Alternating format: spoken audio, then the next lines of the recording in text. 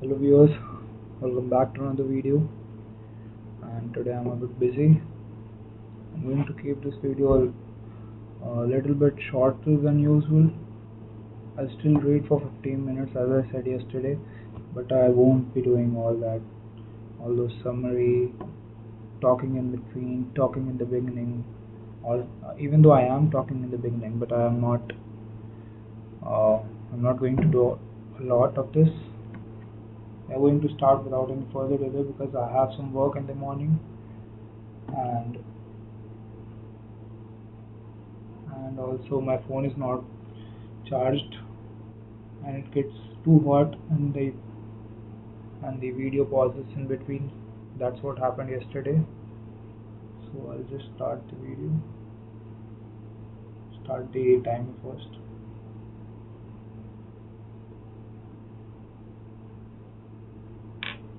Wait a minute.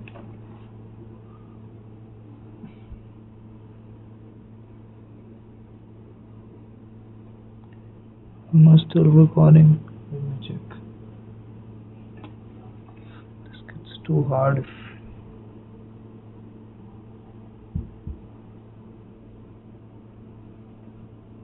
yes, I am. So it's okay, guys. We'll start. We have to start from page number, not page number. We have to start a new chapter. And this is the chapter. I hope you can all see that, and it's visible.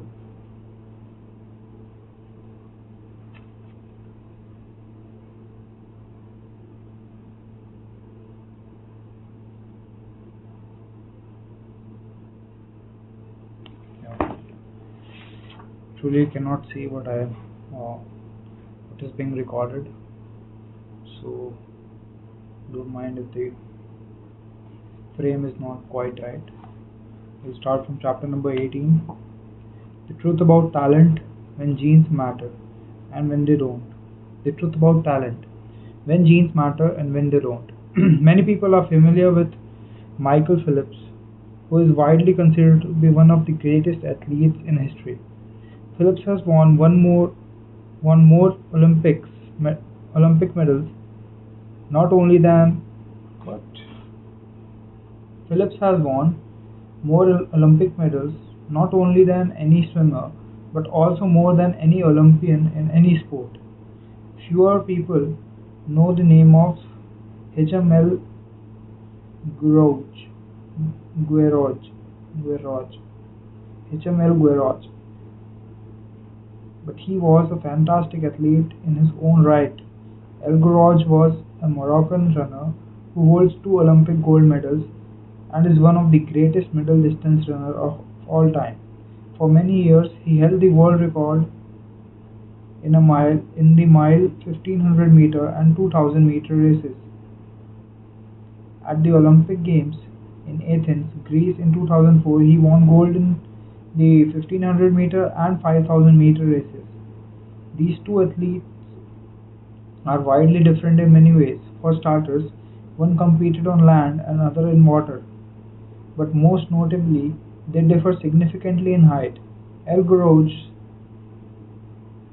El Guerrouj is 5 feet 9 inches tall, but Phillips is 6 feet 4 inches tall. Despite the 7-inch difference in height, the two men are identical in one respect.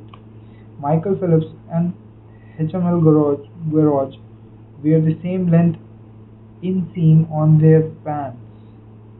Same length inseam. How is this possible? Phillips has relatively shorter legs for his height and a very long torso, the perfect build for swimmer. El Guerrouj has incredibly long legs and short upper body. El Guerrouj has incredibly short, long legs and short upper body, an ideal frame for distance running. Now imagine if these two world-class athletes were to switch sports. Given his remarkable athleticism, athleticism, athleticism, athleticism, athleticism. Given his remarkable athleticism, could Michael Phelps become an Olympic caliber distance runner with enough training? Is unlikely. At peak fitness, Philip weighed 194 pounds, which is 40% heavier than El Gueroj, who competed at an ultra light 138 pounds. Tall runners are heavier runners. Tall runners are heavier runners, and every extra pound is a curse when it comes to distance running. Against elite competition, Phillips would be doomed from the start. Similarly, Gueroj might be one of the best runners in history, but it is doubtful he would ever qualify for the Olympics as a swimmer. In 1976, the average height of Olympic gold medalists in the men's 1500-meter run is 5 feet 10 inches. This is the average height. In comparison, the average height of Olympic gold medalist in the men's 1000-meter freestyle swim is 6 feet 4 inches. Swimmers tend to be tall and have long backs and arms, which are ideal for pulling through the water. El Gueroj would be at a severe disadvantage before he could before he ever touched the pool. The secret to maximizing your odds of success is to choose the right field of competition. This is just as true with habit change as it is with sports and business. Habits are easier to perform and more satisfying to stick with when they are aligned with your natural inclinations and abilities. Like Michael Phelps in the pool or Hichem El Gueroj on the track, you want to play a game where odds are in your favor. Embracing the strategy requires the acceptance of the simple truth that people are born with different ability. Some people don't like to discuss this fact. On the surface, your gene seems to be fixed.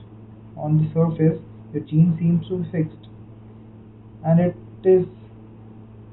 it is no fun to talk about things you cannot control. First, plus phrases like biological determinism makes it sound like certain individuals are destined for success and others are doomed to failure.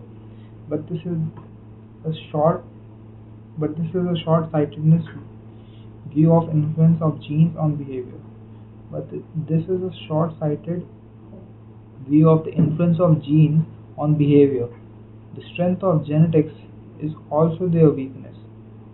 The strength of genetics is also their weakness. Genes cannot be easily changed, which means they provide a powerful advantage in favorable circumstances and a serious disadvantage in unfavorable.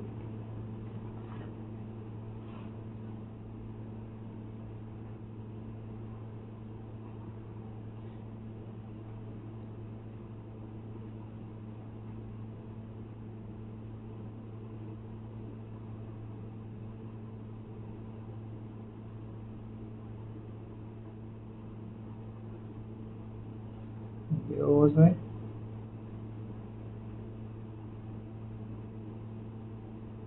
And powerful in favorable circumstances and serious disadvantages in unfavorable circumstances. If you want to dunk a basketball, being 7 feet tall is very useful. If you want to perform gymnastics routine, being 7 feet tall is a great hindrance.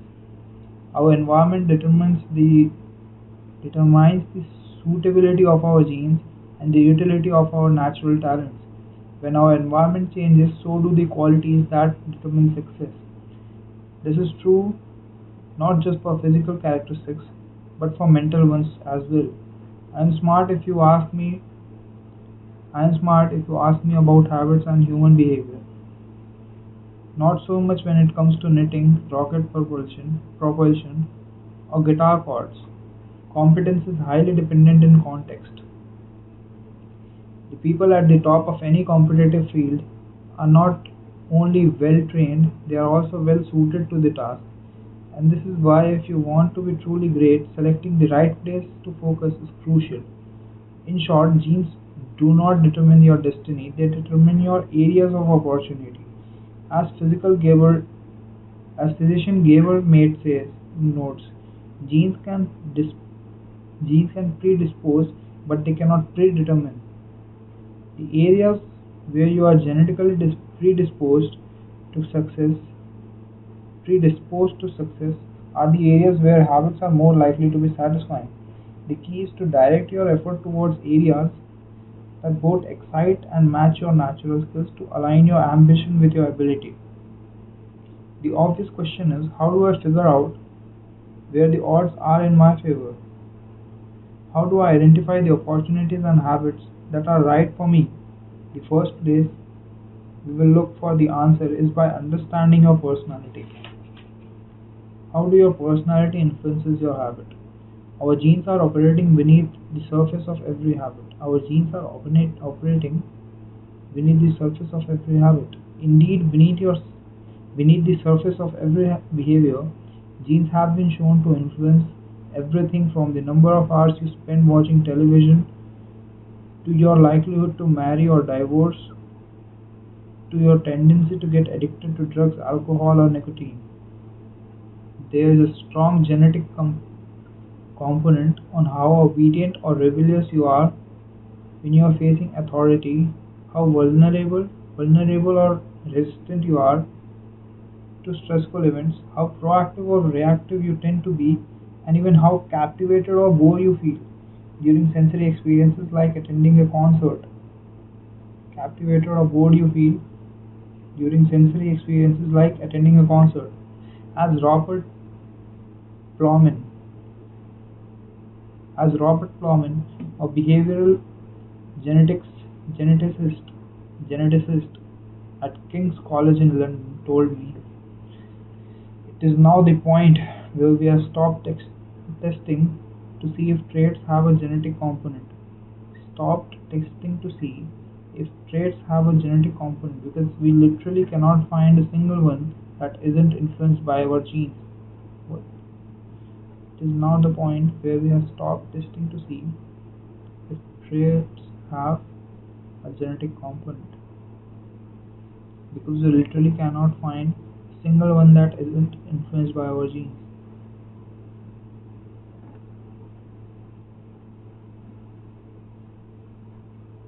Okay, bundled together, your unique cluster of genetic traits predispose you to a particular personality.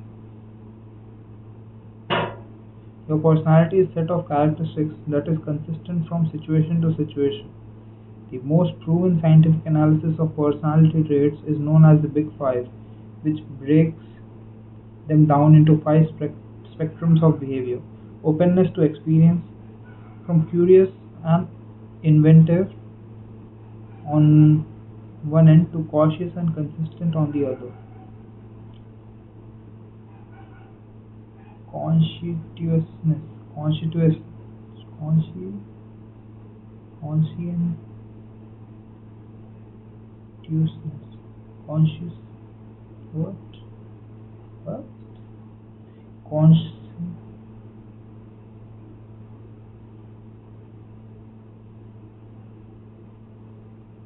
consci, conscience, conscience, no. CONSCIENTIOUSNESS. I don't know what this spells as.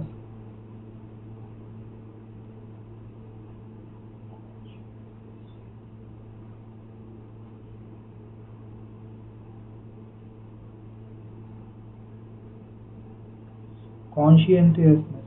I think that's what it spells like. Spells like consci, constituents, conscience, conscientiousness, conscientiousness, conscientiousness, conscientiousness. Let me search it.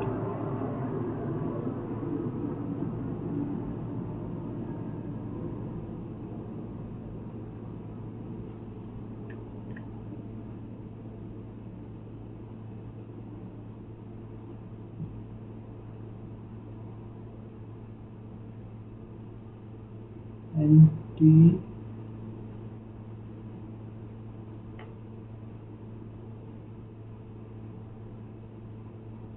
core personality trait characterized by responsibility, diligence, organization, and self-discipline.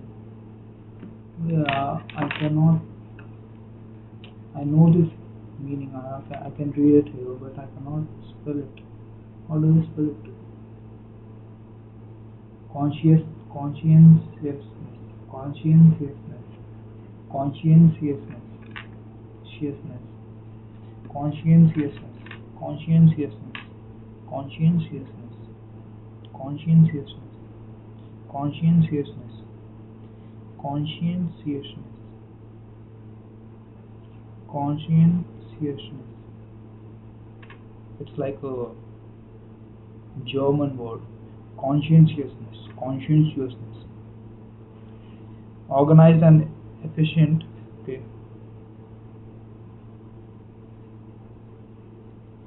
Organized and efficient to easygoing and spontaneous. Hmm. Extroversion. Outgoing and energetic to solitary and reserved. You likely know them as extroverts and introverts. Agreeableness. Friendly and compassionate to challenging and detached. Neuroticism. Neuroticism. Neuroticism. Anxious and sensitive to confident, calm, and stable.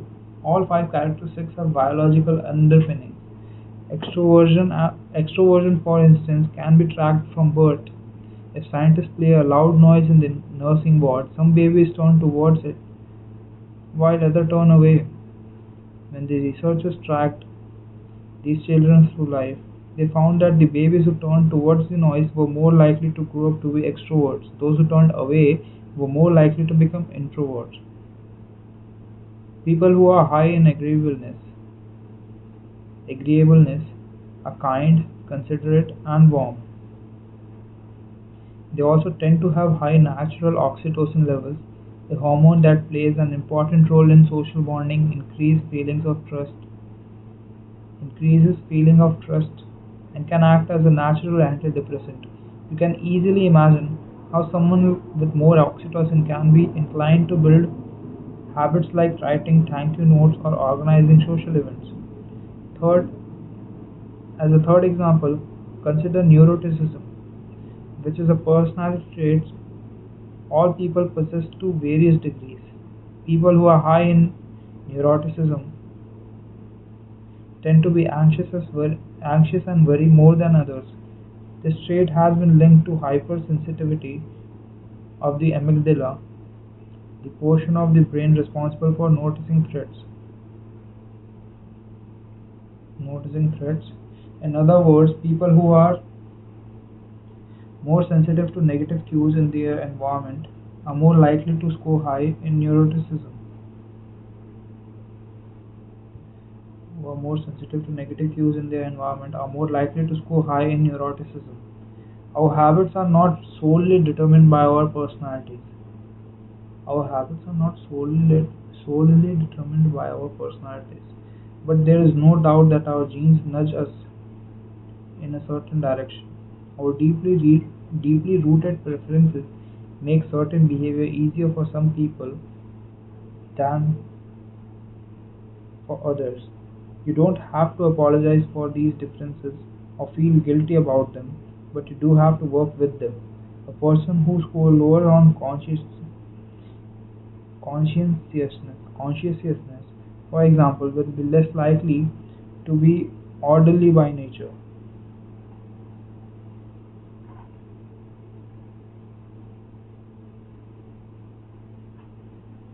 Orderly by nature, and may need to rely more heavily on environment design to stick with good habits. As a reminder, for the less consciousness, for the less conscientious readers among us, environment design is a strategy we discussed in chapter 6 and 12. As a reminder for the less conscientious readers, those who go with the flow. We discussed this in chapter Environment design is a strategy we discussed in the chapter 6 and 12. The takeaway is that you should build habits that work for you, for your personality. Uh, we read up to page number 221. Yeah, we read up to here. I don't know if you can see this point. Page number 222.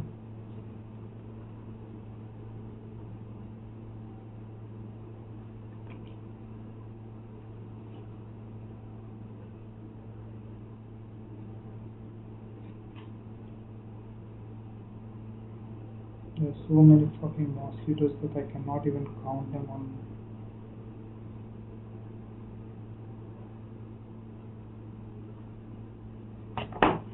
Yeah. We have to start from page number 222.